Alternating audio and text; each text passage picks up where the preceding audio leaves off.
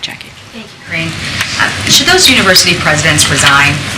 That is not for us to decide. Well, what I can say is give the moral clarity of where the president stands on this. It is sad. It is sad that I have to be asked about those comments that they made, or answering a question that should be very easy to answer, right? It should be very easy to stand up and say, we, of course, we're going to call out any type of genocide, especially as we have seen against the Jewish community. Of course, we're going to call out anti-Semitism. I can't speak to how their process runs. That is not for me to speak to. And hearing your strong answer, standing firmly against anti-Semitism, though, why is it not appropriate for the White House to stand firmly against anti-Semitism by calling for the resignations of those? Because some of them are private universities, right? They have their own process. We do not get involved in private university process and how they run their university. But what we can be very clear on and give moral clarity and call out and being asked that question, we can say, no, anti-Semitism is unacceptable. It is unacceptable. What we saw on October 7th, the slaughtering of innocent people because of who they are and what they believe, that is unacceptable. That is unacceptable. Should their codes of conduct at the very least be updated if they...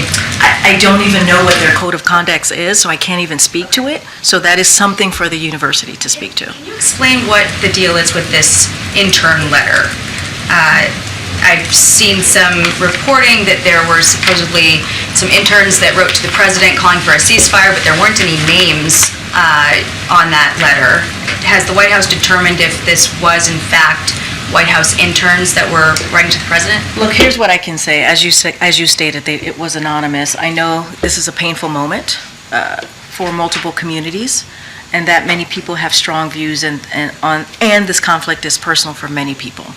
So we've been clear about Israel's right to defend itself. We've been clear over and over since October 7th about this, in accordance with the laws, right? We've also been clear about that. The laws of war against an active terrorist threat from Hamas. They are a terrorist organization. So Israel should be allowed to defend itself against a terrorist organization.